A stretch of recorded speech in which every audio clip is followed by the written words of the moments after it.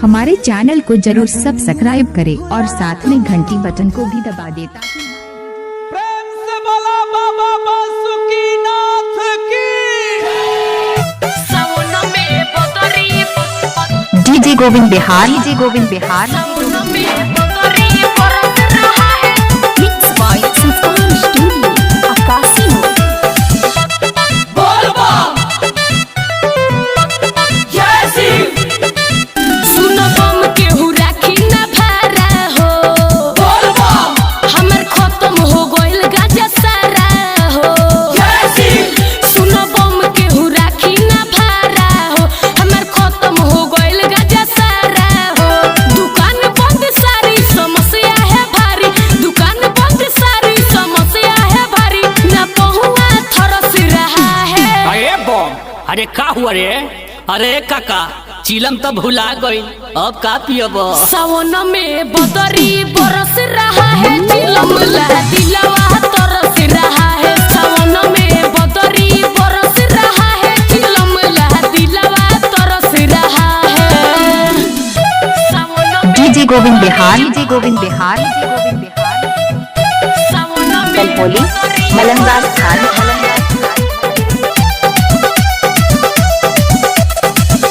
सावन में बदरी पाँच गो पुड़िया रखले रहनी गिर गइल आधा रसते में।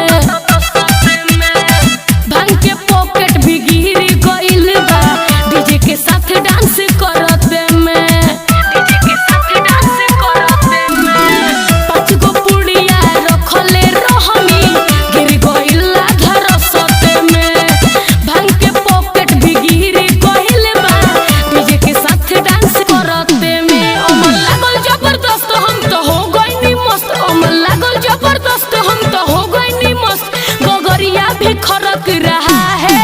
अरे बाबू, अरे चिलम के ना बटने ढराओ ना रे, ठंडा लगता पानी बसता। सावन में बदरी बरस रहा है। चिलम ला दिलवा तरस रहा है। सावन में बदरी बरस रहा है। चिलम ला दिलवा तरस रहा है।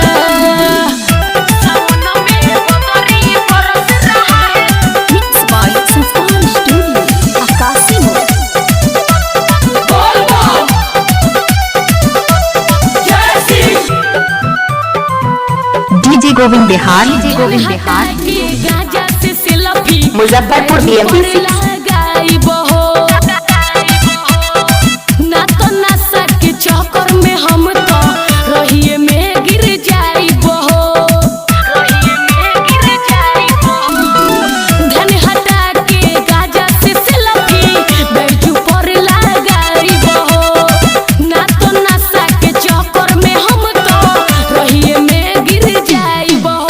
सोनू बिकी भइल तंग नहीं पानी होता कम। सोनू बिकी भइल तंग नहीं पानी होता कम। देखी बिजली गरज रहा है।